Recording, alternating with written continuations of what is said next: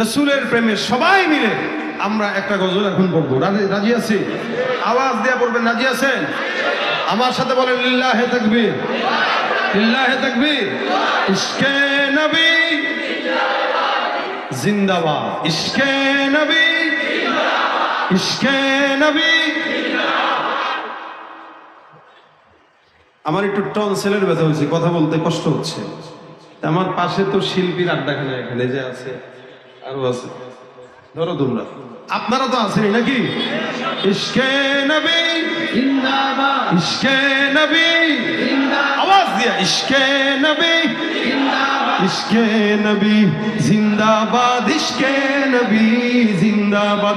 আমার মনের ভুবন জুড়ে উঠলো যখন চাঁদ, তারার মিছিল কোরাস ধরে বলল মুহাম্মদ। ধীর দুলু দুরুদ সুরে নামলো খুশি রাত দুপুরে, সেই খুশিতে জাগলো ধরা পড়লো ক্ষমার পরম্পরা। মনের আকাশ আনলো বলে তোর মদিনার চাঁদ।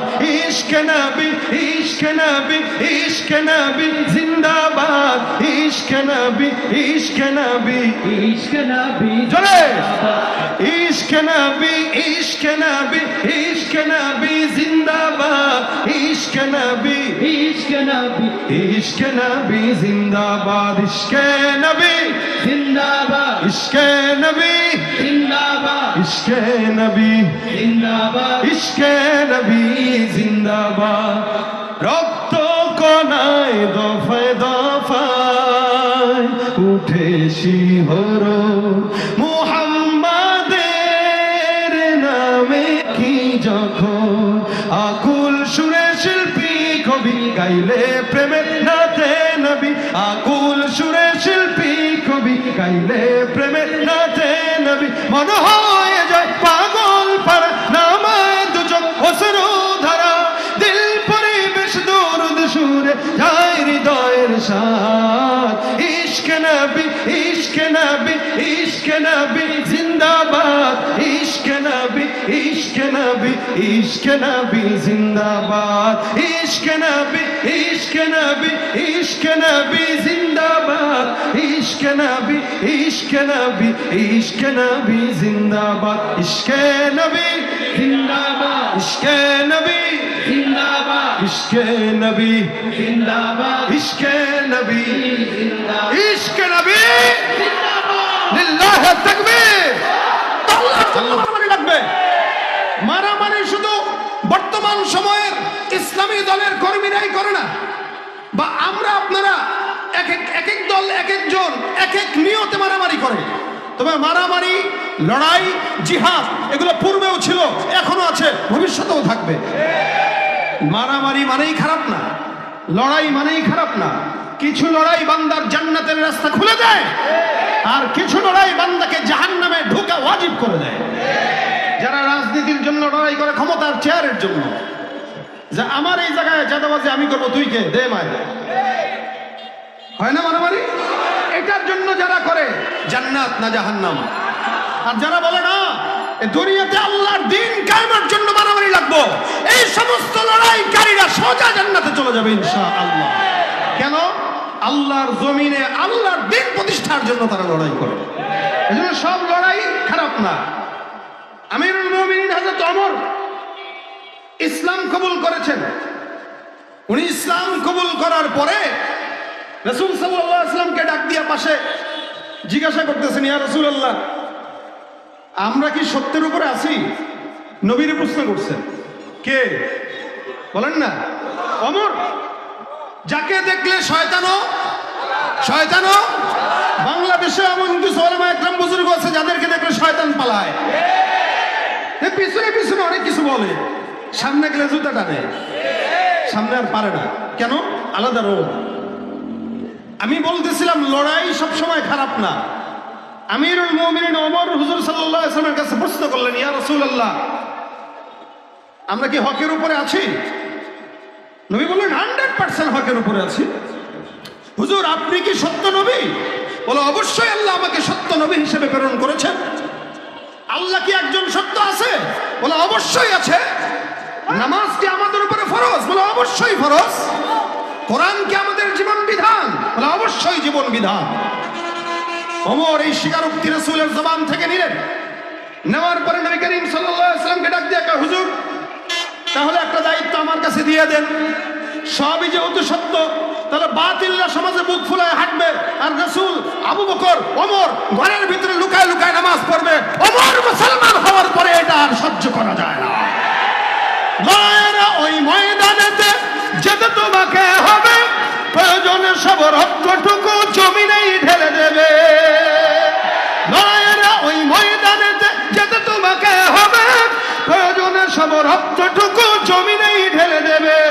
তবুও তোমায় লড়তেই হবে, মানিবে না পরাজয়। তবুও তোমায় লড়তেই হবে, মানিবে না পরাজয়। বিপ্লব মানে জীবন দেয়া, সে কোনদিন আসবে না রে করো যদি ভয়। বিপ্লব মানে জীবন দেয়া, সে কোনদিন আসবে না রে করো যদি ভয়। আসবে বিজয় রক্ত আর জীবনের বিনিময়, আসবে বিজয় রক্ত আর জীবনের বিনিময়। বিপ্লব মানে জীবন দেয়া, বসে থাকা নয়, সে কোনদিন আসবে না রে করো যদি ভয়। ঠিক কিনা? ধর্মকে আজ পুঁজি করিয়া গাল ভরা বলে দিন, কত যে সুফি খুশিতে মাতাল হাদিয়া তোহফা। ধর্মকে আজ পুঁজি করিয়া গাল ভরা বলে দিন, কত যে সুফি খুশিতে মাতাল হাদিয়া তোহফা। ভণ্ডামির ওই শিখড় তুলে সত্যের আনো জয়, ভণ্ডামির ওই শিখড় তুলে সত্যের আনো জয়। বিপ্লব মানে জীবন দেয়া, বসে থাকা নয়, সে কোনদিন আসবে না রে করো যদি ভয়। ঠিক কিনা? আমরা ভয় পাই কাকে? ওমর ভয় পান কাকে? ওমর বলতেছেন ইসলাম সত্য, আপনি সত্য, আল্লাহ সত্য, কোরআন সত্য, নামাজ সত্য। তা সত্য জিনিস গোপন থাকবে কেন? কথা কয় না। আমাদের দেশের হালত এরকম, দুর্নীতিবাজরা বুক ফুলায় হাঁটে, জিকিরওয়ালারা লুকায় লুকায় থাকে। যতদিন পর্যন্ত ওমরের মতো আখলাক আর সাহস নিজের শরীরে না আসবে, ততদিন এরকমই হবে। ওমর এই সাহস দেখানোর আগ পর্যন্ত সব গোপনে গোপনে। দেখেন, সবাই নামাজ পড়ে কিন্তু নিজের ঘরে গোপনে গোপনে, কেউ জানে না। ওমর বলেন, হুজুর আজকে থেকে মারামারির দায়িত্বটা আমারে দেন। সুবহানাল্লাহ। হুজুর আমি ওমর যেহেতু মুসলমান হয়ে গেছি, আজকে থেকে মারামারির দায়িত্বটা আমি ওমরকে দেন না। ভাই, কাফের সংখ্যায় হাজার হাজার, চতুর্দিকে সব কাফের, মাঝখানে মর্দে মুজাহিদ কয়জন? মর্দে মুজাহিদ কয়জন? একজন। নবীরা বলতেছেন দায়িত্বটা আমার কাছে দিয়ে আপনি নিশ্চিন্তে থাকেন, বাকি কাজ কেমনে করা লাগে আমি আর আমার মাওলা বুঝবে। আচ্ছা, ওমর দাঁড়ায় গেলেন, তরবারি নিয়ে দৌড়। মক্কার সামনে, কাবার সামনে তরবারি উঁচা করে ডাক দিয়ে বলতেছেন, এই ওমরের তরবারি খাপ থেকে বের হয়ে গিয়েছে, ওমর মুসলমান হয়ে গিয়েছে। যতদিন পর্যন্ত ওমর মুসলমান আছে থাকবে, ওমর তরবারি নিয়ে দাঁড়িয়ে গেছে। কার সাহস আছে বাপের বেটা থাকলে ওমরের সঙ্গে জিহাদ করার জন্য চলে আসো? ওমর স্পষ্ট স্পষ্ট ঘোষণা দিয়ে দিয়েছেন। এবার অন্যরা চিন্তা করতেছে, সবচেয়ে বড় রস্তম পালোয়ার হইল ওমর, পালোয়ান হইল ওমর, ওর সঙ্গে কিভাবে সম্ভব জিহাদ করা, ওর সঙ্গে কিভাবে সম্ভব লড়াই করা? ওমর একাই তো 100। যেই ওমর বুক ফুলিয়ে উঁচু করে তরবারি দাঁড়িয়ে গেল, আল্লাহর কসম নামাজ তখন আস্তে আস্তে প্রকাশ্যে শুরু হয়ে গেল। যতদিন পর্যন্ত উলামা ইকরাম, দ্বীনের ধারক বাহক, জাকিরিন, আশিকরা গোপনে থাকবে, তো বাতিলরা মাথা চারা দিয়া থাকবে। আল্লাহ ওয়ালারা মাথা চারা দিবে, তো বাতিলরা লেজগুলো বিদেশে চলে যেতে বাধ্য হবে। কথা কি ঠিক আছে? আমরা আল্লাহর নবীর উম্মত, আল্লাহর গোলাম। আমাদের যদি ভয় কাউকে পেতে হয়, সেটা কাকে? আল্লাহকে। আল্লাহ আমাদেরকে ভয় পাওয়ার তৌফিক দান করুন। ওমর এক সিনার ভিতরে ঈমান আর কোরআন ঢুকায় ওমর দামি হয়ে গেছে। সিনার ভিতরে রাসূলের প্রেম ঢুকায় ওমর দামি হয়ে গেছে, যার কারণে তরবারি উঁচা করে বলতেছে, কার সাহস আছে আমার সামনে আসবে? ভাই, এটা হলো ইসলামের শক্তি। আমাদের কাছে আমাদের কাছে কামান বিমান নাই, তাদের কাছে বোমা আছে, তাদের কাছে ককটেল আছে, তাদের কাছে ইট দিয়া পাথর মেরে মানুষকে হত্যা করার যন্ত্র আছে। আমাদের কাছে আছে লা ইলাহা ইল্লাল্লাহ। কথা বলেন ঠিক কিনা? আমাদের কাছে আছে আল্লাহ পাকের কালেমার তাওহীদের বাণী। আমাদের বুকে আছে পয়গম্বরের প্রেম। আল্লাহ বলেন আতিউল্লাহ ওয়া আতিউর রাসূল, যে আল্লাহ আর আল্লাহর রাসূলের ইতাআত করবে বিনা হিসাবে জান্নাতে চলে যাবে। এই প্রেম নিয়ে জান্নাতে যেতে চাই কারা কারা? দু হাত তুলে দেখা দেয়। লিল্লাহি তাকবীর। আল্লাহ পাক কবুল করুক, বলেন আমিন। ভাই আমার, এই প্রেম নিয়ে সাহাবা একরাম জান্নাতে গেছে। এই প্রেম যত বেশি থাকবে মানুষ তত কাছাকাছি হয়। প্রেম যত দূরত্ব ছাড়াছাড়ি হয় তত বেশি। স্বামীর সাথে স্ত্রীর মহব্বতের দূরত্ব ওটা বেশি দিন টিকে না। আর মহব্বত যত গভীর, দুনিয়ায় তো থাকতে চায়, জান্নাতেও হুর যে পাবে এটাও চায় না। কথা বুঝেন নাই মনে হয়? কোন বিবি যেই স্বামীকে মহব্বত বেশি করে, এই বিবি এটা চায় না যে সে জান্নাতে হুর পাক। বিশ্বাস না হইলে বউর কাছে যায় বললেন যে আল্লাহ পাক তো আমাদেরকে এতটা হুর দিবে, বিবি বলবে আমি ছাড়া আর কাউরে চাই না, এটাই বলবে। কেন? মহব্বত বেশি। মহব্বত যত গভীর জান্নাতে তত বাসস্থান নিকটে। এজন্য আমি আপনাদেরকে বলি, জান্নাত তো চান সবাই, না? আমিও চাই, আপনারাও চান, সবাই চাই, লেকিন জান্নাতের কোনো কাজ আমরা করি না। এটা হলো মৌলিক বিষয়। নবী করিম সাল্লাল্লাহু আলাইহি সাল্লাম বলেন, জান্নাতে যদি আমার সাথে থাকতে চাও, একটা আমল রাসূল দিয়েছেন, বলবো? শুনে মানতে পারবেন ইনশাআল্লাহ? একদম আসান, একদম সহজ। খুব দীর্ঘ ওয়াজ করলাম, কিন্তু কোনো কিছু কেউ মানলাম না, কোনো ফায়দা নেই। সংক্ষেপ সময় সংক্ষেপ কথা, আল্লাহ পাক যেন মানার তৌফিক দেন, আমিন।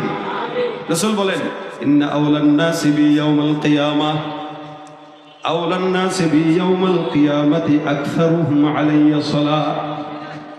পয়গম্বর বলেন, সারা দুনিয়ার যত মানুষ আছে সব মানুষের মধ্যে আমি আল্লাহর পয়গম্বর জান্নাতে যাব। সব চাইতে জান্নাতের উচ্চ মাকাম পয়গম্বরকে আল্লাহ পাক রব্বুল আলামিন দান করবেন। সব নবীরা জান্নাতে যাবে, সাহাবা আজমাইন জান্নাতে যাবে, তাবেঈন জান্নাতে যাবে, তাবেঈ জান্নাতে যাবে। জান্নাতেরও স্তর আছে। একটা জান্নাতুল ফিরদাউস, জান্নাতুন নাঈম, জান্নাতুল মাওয়া, এভাবে করে জান্নাতের স্তর। এই জন্য আল্লাহ রাসূল শিখায় দিলেন, বান্দা দোয়া যদি করতে হয় জান্নাতুল ফিরদাউসের দোয়া করো। কারণ জান্নাতুল ফিরদাউসের মধ্যে সমস্ত নবীরা, সাহাবা আজমাইনরা আল্লাহ পাক তাদেরকে দান করবে। এই জন্য জান্নাতুল ফিরদাউসটা চাওয়ার জন্য রাসূল সাল্লাল্লাহু আলাইহি ওয়াসাল্লাম আদেশ করেছেন। জান্নাতুল ফিরদাউসে আল্লাহর নবী, সমস্ত নবীরা থাকবে, সাহাবা আজমাইন থাকবে, তাবেঈ থাকবে, সব ওলি বুজুর্গ, শহীদ যারা আছে দামি দামি সব জান্নাতুল ফিরদাউসে থাকবে। এলাকার ভিতরে দামি কোনো ইমাম যদি থাকে, দামি কোনো আলেম যদি থাকে, বক্তা যদি থাকে, কোনো জায়গায় দেখা হইলো, ভাই আপনার বাড়ি কই? বলে আমার বাড়ি কাজলা। আমার বাড়িও তো কাজলা। বলে কাজলা কোন জায়গায়? ওই যে অমুক হুজুরের বাড়ির এলাকায়। আরেকজনের সঙ্গে দেখা হয়, এ ডাক দিয়া কয় আপনার বাড়ি কোথায়? কয় আমার বাড়ি অমুক হুজুরের পাশের বাড়িটা। আরেকজনের সাথে দেখা, সে বলে আপনার বাড়ি কই? বলে আমার বাড়ি তো হুজুর যে বিল্ডিং এ থাকে ওই বিল্ডিং এ। আরেকজন এসে বলে আপনার বাড়ি কই? বলে আমার বাড়ি হুজুর যেই ফ্ল্যাটে থাকে তার পাশের ফ্ল্যাটে। বলেন তো এই চারজনের মধ্যে সবচাইতে নিকটবর্তী কে? সে নাকি হুজুরের পাশের ফ্ল্যাটে। যে যত বেশি নিকটে সে তত বেশি দামি।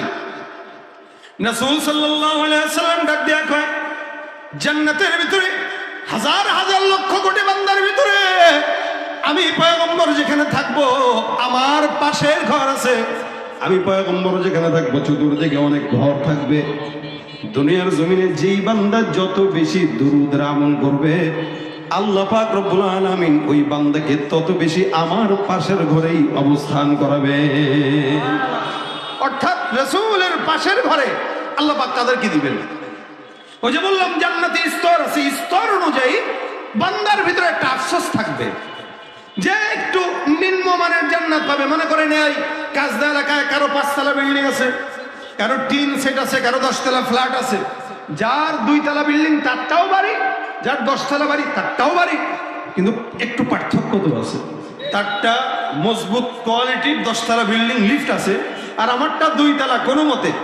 আরেকজনেরটা টিন সেট হলো কয়, আরে আমার যদি 2 তলাওয়ালার মতো বাড়ি থাকতো, 2 তলাওয়ালা বলে আরে আমার যদি 5 তলা বিল্ডিং এর মতো মালিক থাকতাম আমি, 5 তলাওয়ালা বলে আরে আমার যদি 10 তলা বিল্ডিং এর মতো একটা বিল্ডিং থাকতো।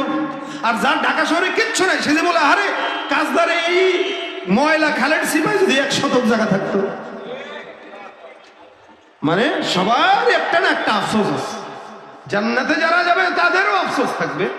কি আফসোস? আরে আমি যদি অমুক হুজুরের মতো জান্নাতের ওই জায়গাটায় থাকতাম, আমি যদি আরেকটু বেশি আমল করে রসুলের পাশে একটু জায়গা পাইতাম। আর আমি রসুলের পাশে না পাইলেও যদি ওই যে ইব্রাহিম নবী জাতির পিতা, কে বলেন না জাতির পিতা, এই গত 15-16 বছর 17 বছর ভুলভাল পিতা ডেকে আসছেন। এখন তো আব্বা ডাকলেও আপনার কইবেন না আপনার পিতাকে, এখন আবার ইব্রাহিমে ফিরে গেছেন। আবার ক্ষমতার পরিবর্তন কখনো হইলে তখন আবার আগের জায়গায় ফিরে যাবেন। ঈমান কয় জায়গায় বেছেন? হ্যাঁ, বাবা কয় জন্য ডাকেন? যার বাবা একাধিক, তার জন্মের ঠিক নাই। মনে রাখবেন জাতির পিতা ইব্রাহিম, মিল্লাত আবিকুম ইব্রাহিম। এটা ওই সরকার ক্ষমতায় থাকতেও বলেছে, এখনো স্পষ্ট বলবো, যতদিন হায়াত আছে ততদিনই বলবো, কারণ আমাদের মিল্লাতের পিতা ইব্রাহিম ছাড়া কেউ না। আর সর্বপ্রথম পিতা যিনি, উনিকে আদম। আর আপনার জন্ম দিছে যে সে হলো আপনার বাপ। বাপ 3টাই, সর্বোচ্চ একটা বাড়তে পারে যেটা আপনি বিয়ে করবেন যারা তার বাপ, তাই না? এর চেয়ে বেশি বাপ তো আর দরকার নাই, আসেনি? খাজারেও বাবা ডাকে, মাজারে যাও আব্বা বানায়, গোসল করে পানি নেয় না, প্রসাব করে পানি নেয় না, পায়খানা করে কুলুক নেয় না, দাড়ি নাই, গাঁজা খায়, আব্বা। আছে না নাই? কথা বলেন না কেন? এই যে এই সমস্ত ভণ্ডামি যারা যাদের জন চাইরে আব্বা ডাকে, এদের জন্মের ভিতরে সমস্যা থাকাটাও স্বাভাবিক, অস্বাভাবিক না। কিন্তু আমাদের বাবা যে জন্ম দিছে সেই, আর মিল্লাতের বাবা ইব্রাহিম, আর আদি বাবা আদম। আপনার মনে হবে আরে জাতির পিতা ইব্রাহিমের বাসার পাশে যদি একটু থাকতাম। হ্যাঁ, জান্নাতুল ফিরদাউসে যারা থাকবে তাদের একটা বিশাল বড় নিয়ামত, জান্নাতের ঘর থেকে বের হয়ে দেখবেন ওই যে আদম পয়গম্বরকে দেখা যায়। সুবহানাল্লাহ। কখনো এই গলিতে হাঁটবেন দেখবেন ওই তো ইউসুফ নবীকে দেখা যাচ্ছে, কখনো ওদিক দিয়ে বের হবেন দেখবেন ওই তো জাকারিয়া নবীকে দেখা যায়, কখনো দেখবেন ইসহাক নবীকে দেখা যায়, কখনো দেখবেন নূহ নবীকে দেখা যায়। নবীর সঙ্গে বসে একটু গল্প করবেন, নবী গো বন্যার কাহিনীটা একটু বলেন না। কি জান্নাতে একসাথে থাকলে গল্প করবেন না? ইব্রাহিম নবীরে দেখলে বলবেন বাবা ইসমাইল যে রেখে আসছিলেন কেমন লাগছিল, অনুভূতিটা একটু শোনান না। সুবহানাল্লাহ।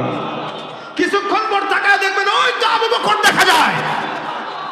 যেখানেই যখন হাঁটবেন এক এক সাহাবী, তাবেঈ, শহীদ সবাইকে পাবেন। রাসূল বলেন ওই কোয়ালিটির জান্নাত যদি চাও, বেশি বেশি আমার উপরে দুরূদ পড়ো, আমার পাশেই তুমি থাকতে পারবা। সুবহানাল্লাহ। আল্লাহ পাক নিজে আমল করেন, এজন্য আল্লাহ বলেন ইয়া আইয়ুহাল্লাযীনা আমানু সাল্লু আলাইহি ওয়া সাল্লিমু তাসলিমা ইন্নাল্লাহা ওয়া মালাইকাতাহু ইউসাল্লুনা আলান নবী। আল্লাহ বলেন সব ফেরেশতারা আর আল্লাহ নিজে ওই পয়গম্বরের উপরে দুরূদের আমল করতে থাকে। সুবহানাল্লাহ। সমস্ত ফেরেশতারা করে, মানে ফেরেশতা কতজন কেউ কি গুনতে পারবেন? গণার সামর্থ্য আছে কারো? কোটি কোটি ফেরেশতা। খালি স্বাভাবিক গতিতে যদি বলি, আল্লাহ পাক রব্বুল আলামিন আরো সে একটা ঘর রাখছে যার নাম বাইতুল মামুর। ও বাইতুল মামুরের ঠিক বরাবর নিচে বাইতুল্লাহ। ইন্না আউওয়ালা বাইত উদিআ লিন-নাসি লাল্লাযী বিবাক্কাতা মুবারাকান ওয়া হুদাল লিল আলামিন। এই নিচে বাইতুল্লাহ আর উপরে বাইতুল মামুর। রাসূল বলেন আসমান থেকে বাইতুল মামুরকে ছেড়ে দিলে সোজা কাবার উপরে পড়বে, এতটা বরাবর। নিচে আল্লাহর বান্দারা তাওয়াফ করে আর উপরে আসমানে ফেরেশতারা তাওয়াফ করে। সুবহানাল্লাহ। মানে একজন মালিকের ইবাদত জমিন, আসমান, গ্রহ, নক্ষত্র সব জায়গায় একজনের ইবাদত চলে। সুবহানাল্লাহ। আপনার নেতার গোলামি কয়জন করে? বলেন কয়জন করে আপনার নেতার গোলামি? এর ভিতরে দলের ভিতরে এই দলের ভিতরে মারামারি, এরে মারে ও এরে মারে, কথা কয় না? দলের ভিতরে তারে মারে। এক এলাকায় নেতা একজনে কয়জনই আর মানে বলেন? 1000। এই 1000-এর ভিতরে আবার দেখবেন 500 হেরে দেখতে পারে না, কোনো মতে পিঠ বাঁচানোর লেগে মানে। কিন্তু আমার মালিক যিনি, পিঠ বাঁচানোর জন্যও না, আল্লাহ পাক রব্বুল আলামিনের 24টা ঘন্টা যত মাখলুকাত আছে সব আদাতান অভ্যাসগতভাবে আল্লাহ পাকের ইবাদত করতে থাকে। সুবহানাল্লাহ। রাসূল বলেন, দুনিয়ার যেই ঘর বাইতুল্লাহ তাওয়াফ হয়, এই বাইতুল্লাহ তাওয়াফ করার জন্য নির্দিষ্ট কোনো সীমারেখা নাই, যার যতবার মন চায় ততবার করতে পারে। তো হজের সফরে গেলে দেখবেন হাজী সাহেবরা একজন একজনের সাথে গল্প করে, রে কয়বার তাওয়াফ করছেন? আমি করছি 70 বার। আপনি কতবার করছেন? আমি করছি আজকে 100 বার। গণনা করে আমাদের লোক, দেশের মানুষ অনেক সময় হজ কারে কয় এটাও বুঝে না, চলে যায়। এর আগে বহুত 4-5 বছর আগে এক আল্লাহর বান্দা, আমি হজে গেছি, আসার পরে একজন আমার বলতেছে, হুজুর আজকে কয়বার তাওয়াফ করছেন? আমি বললাম, ভাই একবার করছি। কারে কয় কি? আপনি একজন আলেম মানুষ, একবার তাওয়াফ করছেন? আমি তো আজকে 80 বার না 88 বার বলছি, এরকমই হবে, 80 বার করছি মনে করেন। না 80 বার কিভাবে করলেন? 5 ওয়াক্ত নামাজের পরে যদি আপনি 2 বার করে করেন 10 বার।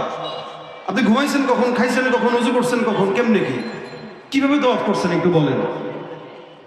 সে আমারে বলতেছে যে হাজরা আসওয়াদ থেকে এক তাওয়াফ দিছি, আবার দিছি, আবার দিছি, আবার দিছি, আবার দিছি, 80 তাওয়াফ। 80 চক্কর মানে 80 তাওয়াফ। নাউযুবিল্লাহ।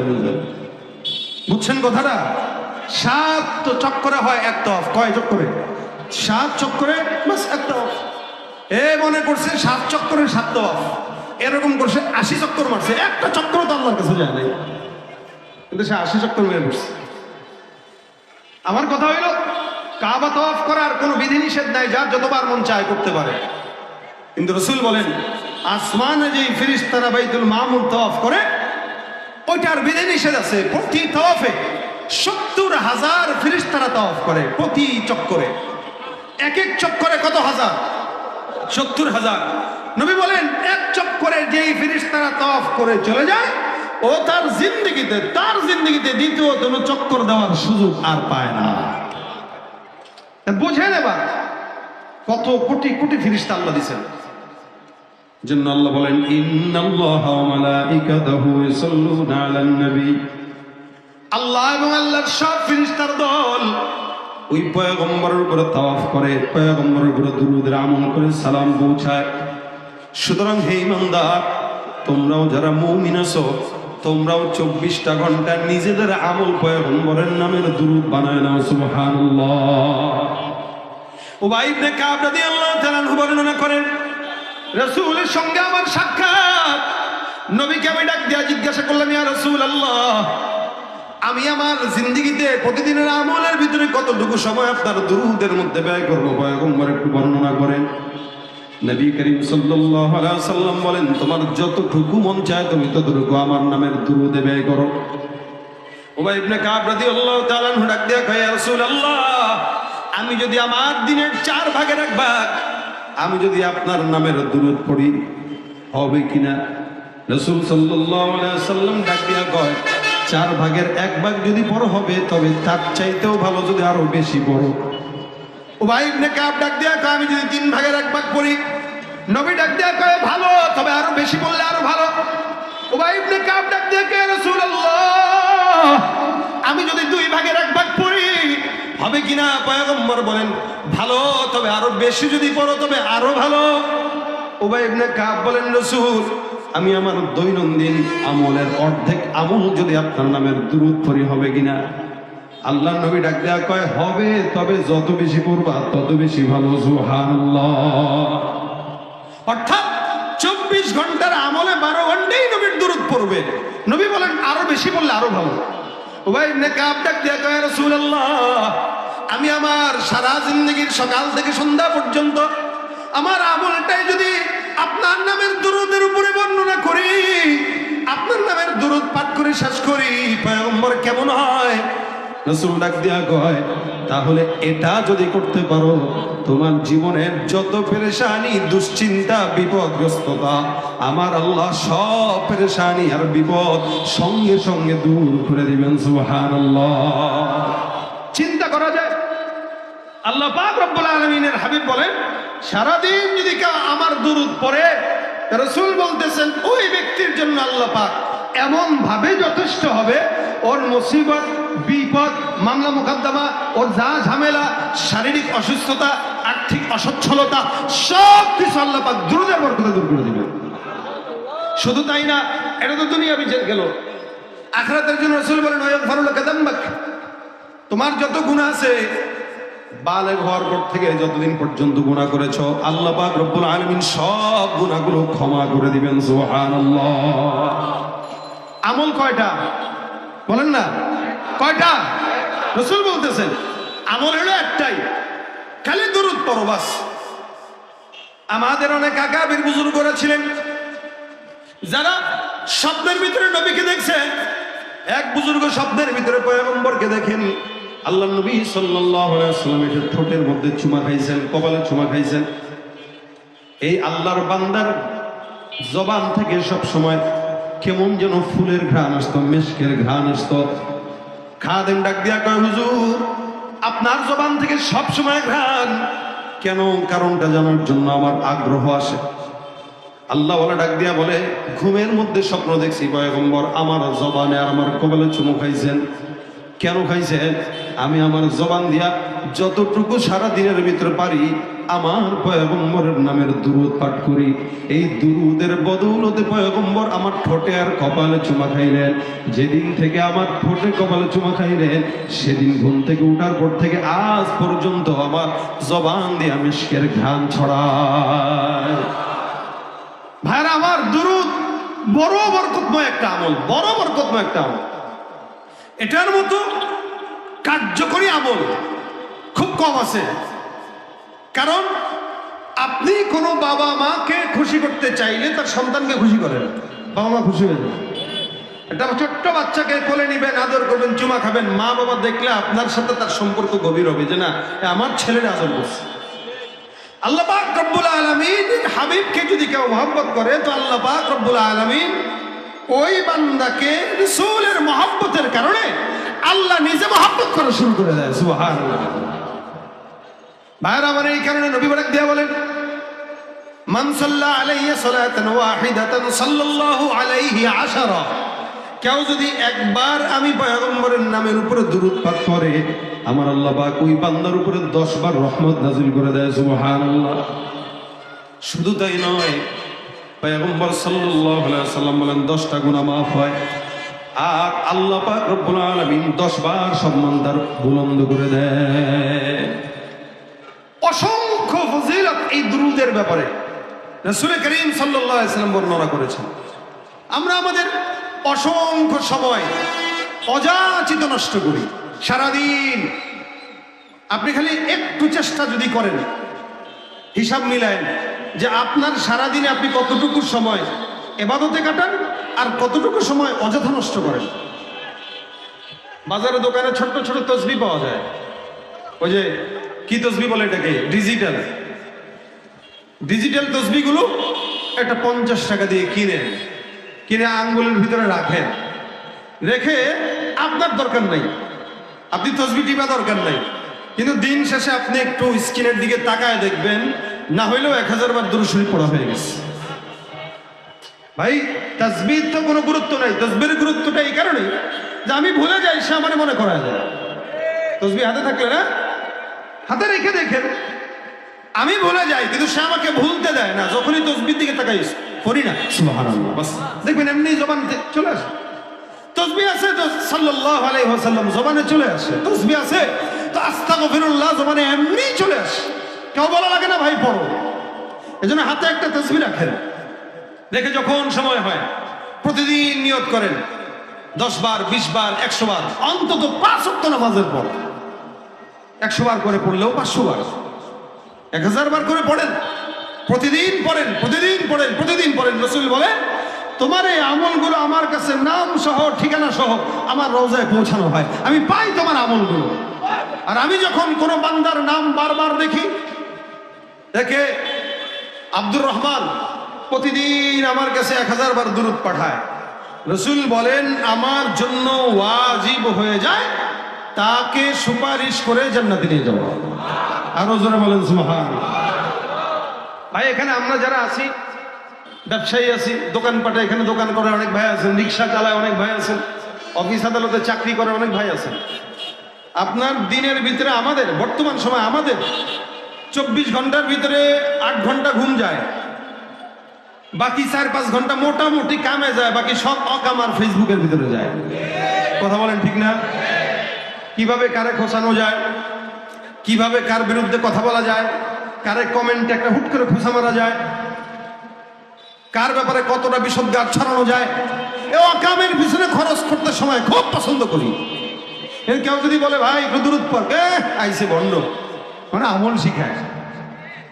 এই জন্য কে কি করলো ভাই ওদিকে নজর না দেন, অন্তত নিজের সময়টাকে আল্লাহর রাসূলের জন্য নির্দিষ্ট করেন। উবাই ইবনে কাবের মতো, যে উবাই ইবনে কাব বলেছে আমার দিনের 24টা ঘন্টাই আমি আপনার পিছনে ব্যয় করব। তো নবী বলেছেন তোমার গুনাহও মাফ হবে, পেরেশানিও দূর হবে, সম্পদও আসবে, যত মুসিবত আছে সব চলে যাবে। আল্লাহ পাক রব্বুল আলামিনের হাবিবের কথা যদি সত্য হয়, ইনশাআল্লাহ শত বিপদ হইলেও আপনার বিপদ আল্লাহ পাক দূর করে দিবেন। রাজি আছেন পড়তে ইনশাআল্লাহ? কারা কারা পড়বেন হাত তুলেন। আল্লাহ কবুল করো, জোরে বলেন আমিন। এই যে নিয়ত করছেন, নিয়তেই বরকত। এজন্য সময়গুলো উল্টা পাল্টা ব্যবহার না করে, এলোমেলো খরচ না করে, যখন সুযোগ হয় সময় হয় রাসূল সাল্লাল্লাহু আলাইহি ওয়াসাল্লামের নাম হাতের ভিতরে দুরুদের মালা জবানে দিয়ে রাখলাম একটু, সাল্লাল্লাহু আলাইহি ওয়াসাল্লাম, সাল্লাল্লাহু আলাইহি ওয়াসাল্লাম, সাল্লাল্লাহু আলাইহি ওয়াসাল্লাম। আল্লাহুম্মা সাল্লি আলা মুহাম্মাদিন নবী, আল্লাহুম্মা সাল্লি আলা মুহাম্মাদিন নবী, আল্লাহুম্মা সাল্লি আলা মুহাম্মাদ। নবী বলেন কোন বান্দা আমার নাম শুনলো আর দুরূদ পড়লো না, ওই বান্দার মতো কৃপণ বান্দা আর জমিনের মধ্যে কেউ হতে পারে না। সবচেয়ে কৃপণ সে যে রাসূলের নাম শুনে দুরূদ পড়ে না। এই জন্য আরেক হাদিসে জিবরিল বদদুয়াও করেছেন যে রাসূল সাল্লাল্লাহু আলাইহি ওয়াসাল্লামের নাম শুনলো আর দুরূদ পড়লো না, আল্লাহ তার ধ্বংস হোক। তো নবী বলতেছেন আমিন। বদদুয়া করছে জিবরাইল, নবী বলছেন কি আমিন। বুঝেন এবার দোয়ার ফজিলতটা কত আর বদদুয়ার ধারটা কত। রাসূল আমিন বলে দোয়া করছেন আর বদদুয়া করছেন জিবরাইল। এজন্য 5 ওয়াক্ত আযানের জবাবও যদি আমরা দেই, অনেক মুফাসসিরিন ইকরাম বলেন আযানের জবাব দেওয়ার জন্য, কেন আযানের জবাবের মাধ্যমে দৈনন্দিন 5 বার ঈমান নবায়ন হয়। 5 বার রাসূল বলেছেন জাদ্দিদু ঈমানাকুম, তোমরা তোমাদের ঈমানকে নবায়ন করো। আর ঈমানটা নবায়ন হয় 5 বার আযানের জবাব দেওয়ার মাধ্যমে। আর আযানের জবাবের মাধ্যমে যেমন ঈমান নবায়ন হয়, তেমন নবীর প্রতি মহব্বতটাও নবায়ন হয়। সুবহানাল্লাহ। কারণ ওখানে আশহাদু আন্না মুহাম্মাদুর রাসূলুল্লাহ আছে না নাই? তা আযানের জবাব দিলে সাল্লাল্লাহু আলাইহি ওয়াসাল্লাম পড়তে হবে কি হবে না? এই কারণে আজকেই নিয়ত করেন, মাহফিল যেহেতু বসছে, তাসবিহও বসবে, টুপিও বসছে, একটা তসবিতে 30 কোটির একটা তসবি নেন, অথবা ওই ডিজিটাল একটা তসবি কিনেন। এই ডিজিটাল একটা তসবি কিনেন, একটা আতর কিনেন ছোট্ট, এই আতরটা নিজের পকেটে রাখেন। রাসূল সাল্লাল্লাহু আলাইহি ওয়াসাল্লামের শানে যখন রাত্রেবেলা বা নামাজের পর একটু বসবেন দুরূদ পড়ার জন্য, তখন একটু গায়ে আতরটা মাখেন, মনের ভিতরে ধারণ করেন যে রাসূল আমি আপনার সাথে একটু প্রেমের কথা বলবো। আল্লাহ নবী সাল্লাল্লাহু আলাইহি ওয়াসাল্লামের সাথে প্রেমের কথা বলার নিয়তে আতর মেখে দুরুদের ফজিলত সম্পর্কে কিছু হাদিস পড়ে দুরুদ পড়া শুরু করেন। ঘ্রাণওয়ালা দুরুদ রাসূলের রওজায় চলে যাবে, ঘ্রাণওয়ালা দুরুদ। এই জন্য ভাইয়েরা আমার, ইনশাআল্লাহ কেউ যদি দুরুদ বেশি বাড়ায় দেয়, আমাদের বুজুর্গানে দিনদের এগুলা হচ্ছে অভিজ্ঞতা থেকে বলতেছি, তাজরিবা থেকে বলতেছি। আমাদের আকাবিররা বলতেন, ওস্তাদরা বলতেন, কেউ যদি দুরুদ বাড়ায় দেয় তো আল্লাহ পাক তাকে স্বপ্নে রাসূলকে দেখায় দেয়। দেখতে চান তো ভাই? আকাবিররা যদি দেখতে পারে আমরাও পারবো ইনশাআল্লাহ। ওনারা মানুষ, আমরাও মানুষ, পার্থক্য আমলে। তাদের আমল ছিল, আমরা বদআমলি। এজন্য জবানে ঘুমের আগে অন্তত উল্টা পাল্টা কথাবার্তা না বলে দুরুদের আমল উঠায় নেন। ঘুমের সময় দুরুদ পড়তে পড়তে ডান কাত হয়ে ঘুমায় যান। 1 দিন 2 দিন 3 দিন 1 মাস 2 মাস পরে দেখবেন রাসূল স্বপ্নে চলে আসছে। রাসূল চলে আসছে তো রাসূলকে দেখে ফেললেন। আশা করা যায় নবীর এই দিদার আমার জান্নাতের উসিলা হয়ে যাবে ইনশাআল্লাহ। যদি এটা হাদিসে নাই, বাকি আশা করা যায় রাসূল যদি স্বপ্নে আসার দেখে ফেলি, রাসূলের দিদারের বরকতে জান্নাতে রাসূলের সাথে থাকতে পারবো ইনশাআল্লাহ। চাই তো? কথা কয় না, চাই? আল্লাহ কবুল করে বলেন আমিন। দুরুদের মালা গলায় দেব ইনশা আল্লাহ, ইনশা আল্লাহ। আল্লাহ আমাদের সকলকে তৌফিক দান করে বলেন আমিন।